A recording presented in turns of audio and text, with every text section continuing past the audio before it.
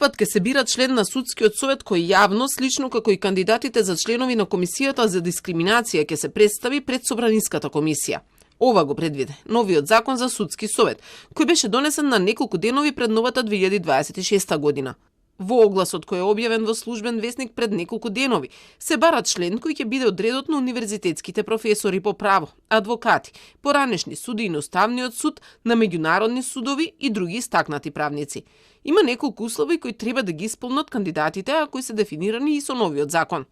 Да е дипломиран правник со најмалку 15 години работно искуство со правосуден испит или универзитетски професор по право со најмалку 7 години работно искуство, да се докажал со научна работа за прашања од правосудството, да се докажал со свое јавно делување во заштита на владењето на правото, независноста на судството и човековите права, да ужива углед за вршење на функцијата, за што приложува најмалку 3 препораки од универзитетски професори по право, адвокати, судии на Уставниот суд или на меѓународни судови.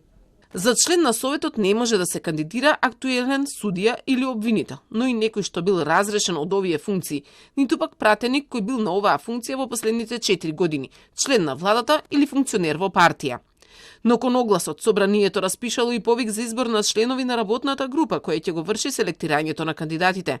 Насочен е кон Сдруженијето на судиите, Адвокатската комора и граѓанскиот сектор од областа на владење на правото и правосудството. Од нив ќе се избере по еден представник во работната група, која ќе ја формира комисијата за прашање на изборите и именувањата. Инаку Собранието на 11 декември не го чекаше новиот закон и со оглас по стариот го предложи Селим Адеми за член на судскиот совет. Тоа беше предлог на коалицискиот владин партнер Вреди, кој доаѓаше од позиција советник за прекршоци во тетовската полиција, но после реакциите во јавноста не беше ставен на гласање. Новиот закон Собранието го донесе на крај на годината и клучната промена беше таа, дека прецизно ги дефинира критериумите за тоа кој може да биде истакнат правник и воведе задолжителна јавна расправа при избор на членови кои не се од редот на судиите. Се воведе јавност при разрешување на претседател на Советот.